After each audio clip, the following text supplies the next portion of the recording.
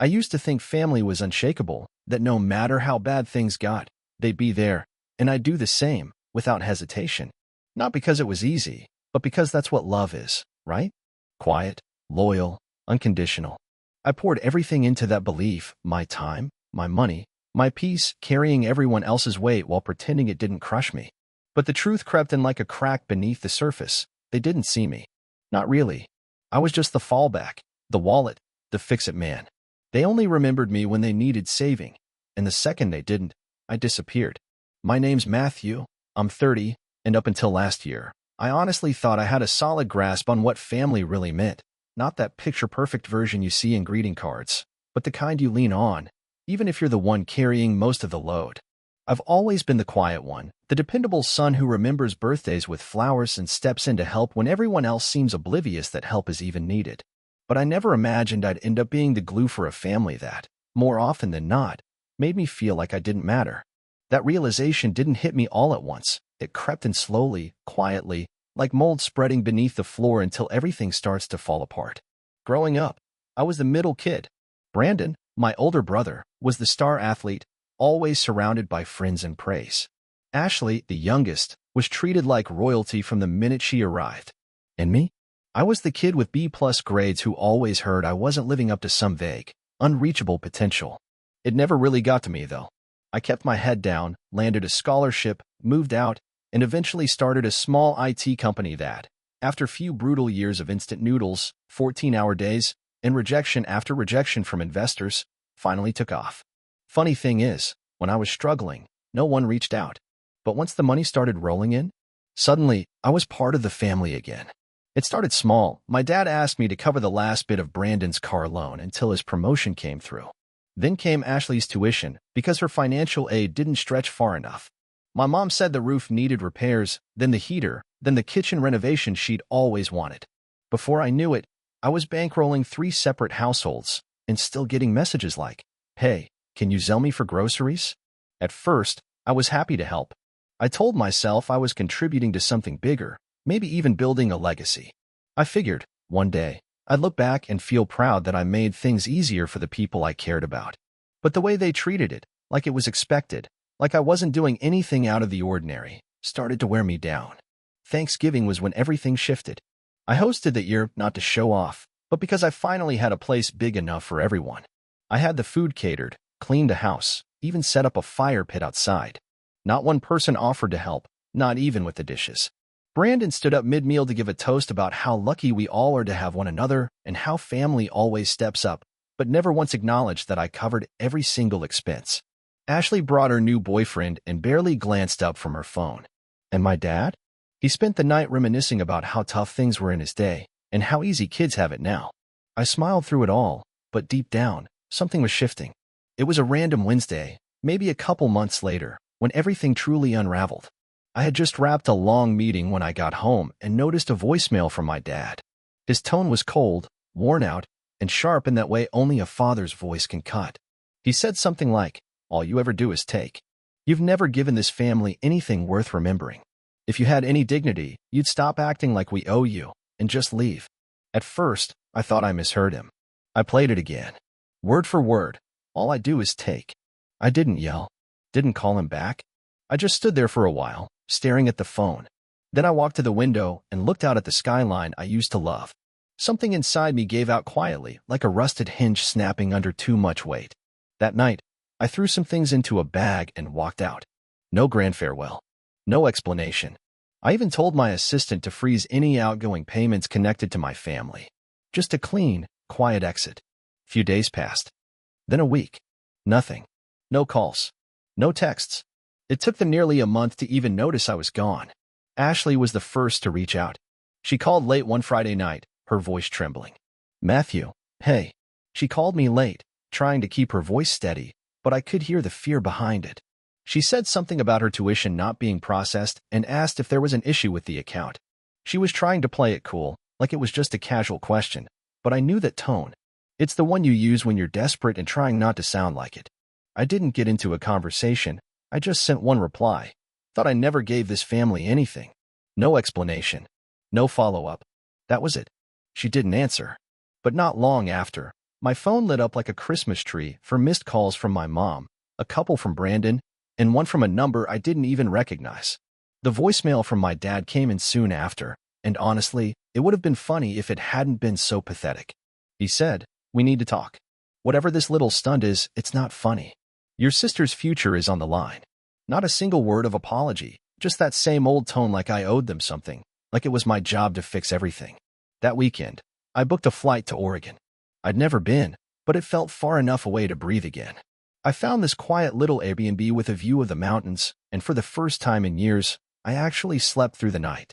I didn't check my email, didn't open texts, didn't care what was going on back home. I just let the world keep spinning without me in it. Back home, though, everything started crumbling. Ashley's school sent a warning about possible withdrawal. Brandon's car was repossessed. My parents' mortgage payment bounced. And just like that, the whole house of cards they built on me started falling apart. They went into damage control, spinning their own version of events to the rest of the family, said I'd cut them off out of nowhere, that I'd abandoned my responsibilities. But stories like that don't work when too many people already know what's really going on. Some of my cousins had seen the pattern for years. One of them, Megan, my mom's niece, sent me a message. She said, "I've always admired how patient you are. I'm glad you finally stopped being their safety net." That one hit harder than I expected. Because the truth is, I wasn't after revenge. I just wanted peace. But when you take away the thing they've been using to control you, when they realize they need you a lot more than you ever needed them, that's when things really start to break. I spent that week in Oregon doing almost nothing. Each morning I'd walk to a nearby coffee shop, scribble in a journal for a while, then spend the rest of the day wandering downtown, just trying to remember what it felt like to exist without being pulled in a dozen directions. No ringing phone. No one asking for just one more favor. At first, that silence felt strange, like I had to teach myself not to brace for someone else's emergency. By the second week, I'd rented a car and drove out to Bend. Hiked alone for the first time in my life. Something I'd always wanted to do but never managed, because every time I made plans, someone back home hit me up for a bailout, a broken appliance, a missed payment, a sudden crisis. I even remembered that one time Ashley called me from Cabo San Lucas, said she lost her wallet and needed money wired. That moment flashed through my head as I stood at the edge of a cliff. When cutting through my jacket, the valley stretched out below. I actually laughed, like a real, full laugh. It bounced off the rocks, and I just let it go. 3 full weeks passed before my mom reached out with more than some passive-aggressive voicemail. She emailed me. The subject line? "We need you to come home." No greeting. Just this massive block of text starting with, "I don't know what's gotten into you," and rolling into, "Your father is furious." Then came the guilt. "We've done so much for you." And it ended, of course, with, "Family doesn't abandon family." I just stared at that line, "Family doesn't abandon family," and thought, really? Because that's exactly what they did. Every time they treated me like I was just a bank account with a pulse. Every birthday they let slip by. Every time they asked for money and couldn't even say thank you.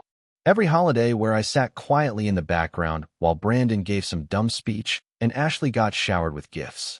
No, they didn't call it abandonment, but that's exactly what it was. They liked to call it tradition. I didn't bother replying. Instead, I forwarded that email straight to Josh, my lawyer, the same guy who helped me set up a trust fund years ago. I told him to begin shifting whatever was left of the tuition payments into a scholarship program for first-gen college students. Ones who actually needed the help and wouldn't smile to my face while bleeding me dry behind my back. I also asked him to pull the records on the lake house, the one my parents used every summer and swore was a shared investment, even though I was the one who paid for it, top to bottom. Turns out, my name was still on the deed. That Sunday morning, I booked a flight home. Not to fix anything, not out of guilt, just to gather proof. I didn't tell anyone I was coming. I landed around noon, grabbed a rental, and headed straight to the house. The same house I'd once poured money into when Dad threatened to sell it unless someone covered the water damage. It looked exactly the same. Familiar, sure, but hollow, like a stage set built to look like home. As I pulled into the driveway, I spotted Brandon's beat-up old truck. Must have moved back in after the repo. I didn't bother knocking. I still had a spare key, one Mom must have forgotten about. As soon as I stepped inside, I heard their voices from the living room. Brandon's voice first. He's just being dramatic. He'll come crawling back once he gets over himself. Then Ashley, quieter. "I don't get it. It's not even that much money to him, is it? Dad muttered something I couldn't quite make out, and then loud enough to punch through. Matthew's always been the weak one. Hides behind his computer like it makes him important. I stood there, just inside the hallway, listening to them tear me apart like I wasn't the reason they'd had heat and lights and working plumbing for years. I didn't cry, didn't storm in. There wasn't even anger, just a cold, clear confirmation. They never really saw me. Not once. I turned around and drove straight to the lake house. Walked in through the front door and looked around. There was the wide-open kitchen I paid for, the wall of family photos that somehow didn't include me. I started snapping pictures for the real estate listing. By that evening, my lawyer had everything he needed to begin the sale. That was Friday. On Monday, I sent one final message to the family group chat. You said I never gave this family anything. So I'm finally giving you what you've always acted like you wanted, distance. No more tuition. No more car payments. No more roof repairs. Sell your own memories. I'm out. I exited the chat and blocked every number. I thought that was the end of it. What I didn't realize was just how tangled everything had become and how fast it would all collapse once I cut the strings. Within a week, Ashley was at risk of being kicked out of school. Brandon got fired after missing too many shifts trying to pick up the pieces. My parents? Their bank started calling about a mortgage they couldn't keep up with. As for me, I was already halfway to the airport. Destination, Seoul. First class. No guilt. No obligations. And the kicker? The next time they tried to crawl back into my life, I was already somewhere over the Pacific. That's when my phone finally caught up to the chaos. I had dozens of missed calls. Voicemails from numbers I didn't recognize, probably friends of Ashley's, or someone sent to talk me down. My dad had texted too. They started out like threats but spiraled into pathetic, broken phrases like, "We didn't mean it that way," and "You're still our son." I laughed when I read that. I didn't listen to the voicemails. Didn't open the attachments. I just watched the notifications roll in like a slow, silent slideshow of panic. It's strange, isn't it? The same people who swore you never gave anything are suddenly experts in everything you gave once it's gone. Seoul was exactly what I needed. Clean. Quiet. No one knew me. I wandered through ancient temples and neon arcades. Let my mind stretch out for the first time in years. No guilt tugging at me. No emergency texts. Just peace. For once, I wasn't the fixer. I wasn't the backup plan. I was just me. 2 weeks in, I finally unblocked one person, Megan, my cousin. She'd only sent me one message during the entire fallout. No drama. No begging. Just, when you're ready to talk, I'm here. Not to change your mind. Just to listen. I reached out when I got back. We met at a quiet little cafe not far from her apartment. Megan brought her laptop and, after a few sips of coffee, slid it across the table toward me. "I want to show you something," she said. On the screen was a post of all places. It was from a throwaway account, but the writing was unmistakably Ashley's. She was asking for donations to help her stay in school, claiming there'd been an unexpected family emergency. According to her version, I'd lost it, walked away from my family for no reason, apparently in the middle of some kind of breakdown. People were donating. Strangers, offering real money based on a lie. Megan looked at me, her mouth tight. "She's raised almost $7,000. I thought you should see it." I just stared at the screen. My stomach didn't twist with rage, it was something else. Sadness, mostly. There it was again, that same tired story. She'd just bent it into a shape that made her the victim. But now it was public. She was profiting off it, turning strangers' kindness into a weapon. And the worst part? She still didn't even realize what she'd done. I didn't go off online. I didn't confront her. Instead, I opened my files. I dug through every tuition payment I'd made, every bank transfer, every single contribution I'd wired, even the money I'd sent her freshman year to cover textbooks. I put it all into a private image album. No names, no big speech. Just receipts, dates, dollar amounts, confirmation numbers. And then I dropped one anonymous comment on that thread. "Before you donate, maybe ask where the other $80,000 went." Some people forget who helped them when the help stops. It didn't blow up. It didn't need to. Within a day, moderators took her post down for suspicious activity, and the comments flipped. That was the first time any of them faced actual consequences. The second came a week later when I received a certified letter at my office. Not handwritten, typed out like some stiff business proposal. It was from my dad. The letter started with something like, We are formally requesting a meeting to discuss the breakdown of our family dynamic. I nearly choked laughing. They wanted to hold a board meeting over the mess they made. But buried under all that formality was the real reason. They were after a piece of the money from the lake house sale. They claimed they had emotional equity. Yeah, emotional equity. Like that holds up in court. I handed the letter to Josh. He read it, smirked, and said, "Want me to remind them that emotional equity isn't a legal term?" I nodded. We went one step further. We sent back a signed copy of the original agreement, the one Dad had put his name on when I paid for the house.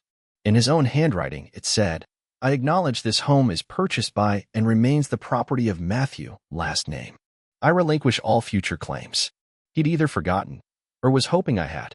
That document shut things down, at least for a moment. The silence didn't last long. Not once word started spreading that I was selling the main house, too. See, while I'd been walking through arcades in Seoul, Josh and I had been working behind the scenes. Years ago, I'd loaned my parents a serious chunk of money when they fell behind on the mortgage. There was no contract, just a verbal agreement. They never paid me back. Josh tracked every transfer, logged every bank deposit, and we filed a lien. They now legally owed me over $90,000, which meant I could force the house into a sale. And I did. That night, Megan called me. "Matthew, they're freaking out. Your mom called mine in tears. Your dad's threatening to take it all public, post online." I exhaled slowly. Let him. I've got receipts. Let's see who wins that little PR war. What I didn't tell her was that I wasn't doing this for revenge anymore. Not really. It was about closure now. Because they didn't see what I gave them. My time, my savings, my loyalty, and all of it. They saw it as weakness. Like I was just a faucet they could twist on whenever they felt thirsty. Well, now they were learning what it means to go dry. And yet, the most satisfying moment? That hadn't happened yet. That came the morning the house went up for auction. I parked across the street and walked through the front door one last time. The air had that cold, brittle bite that always came with early fall in our old neighborhood. I sat in the car for a while, just watching from the curb. It felt surreal, this house I grew up in, the place soaked in so many memories, both sweet and bitter, now sitting there with a white foreclosure sign planted in the front lawn. It read, "Auction today. No trespassing." I stepped out slowly, hands tucked in my pockets, taking my time as I walked toward the house. The door was already open. Inside, Josh was talking with the auction rep, a woman in her 40s with a clipboard, and that look people get when they've seen too many families fall apart in front of them. When Josh noticed me, he gave a slight nod. "You don't have to be here for this," he said gently. "I want to be," I told him. And I meant it. I wasn't there for drama. I wasn't there to rub salt in the wound. I just needed to be present for myself. To stand in this space one last time, to feel it, to witness the end of a chapter I'd been forced to carry alone for too long. I wandered through the living room slowly, letting my eyes take in every corner. There was the dent in the hardwood where Brandon once launched a baseball inside. The faded pink stain in the carpet, Ashley's nail polish spill she blamed on me. And that wall, once covered in report cards and scribbled drawings, where mine quietly stopped showing up. Funny how little of me was ever visible in my own house. It was like I'd been haunting this place the whole time, just a ghost trailing behind someone else's story. I stepped into the kitchen, and that one hit harder. I could still remember the nights helping Mom prep for the holidays, doing dishes while she tuned out Dad's voice ranting from the next room. I remembered Megan and I laughing over burnt pies and the disasters we called turkey dinners. And now? It was just a kitchen. 4 walls and some cabinets holding years of ignored effort. There was a photo still on the counter, our whole family, taken 2 Christmases ago. I paid for that shoot, paid for the outfits, paid for everything. And then they cropped me out when they posted it online. I stared at it for a long time. Then I turned it face down. By noon, a few cars started pulling in. A couple serious bidders. A few nosy neighbors. And finally, my family. They showed up packed into Dad's old Ford like it was some twisted version of a road trip. Ashley got out first, red-rimmed eyes behind big sunglasses, her face blotchy. Brandon followed, all stiff and angry, like he'd come to settle a score. Then my parents. My mom looked older, like life had wrung her out since I last saw her. My dad still carried himself like the world owed him something. He spotted me immediately. "Matthew," he called, voice low and tight. "We need to talk. Now." I didn't move. He marched over, Brandon right behind like his shadow. "You're really doing this?" he asked. "You're going to humiliate your family? Over what, exactly?" Some imagined slight. I looked him straight in the eye for the first time in years. It's not a slight, I said, calm and steady. It's a pattern, and it ends today. You ungrateful little, he started, but I held up my hand. Don't. Just don't. Ashley came up beside them, her voice breaking. I'm gonna lose my scholarship because of this. I already had to drop 2 classes. Why are you doing this to us? I turned to her. I paid for your first 3 years. Every tuition bill. Every textbook. And you never said thank you. Not once. Instead, you let them convince you that I was the problem. I didn't. She tried to argue, but I cut her off and pulled out my phone. You posted online that I was unstable, I said. You lied to strangers for money. And now you want sympathy? Her face crumpled.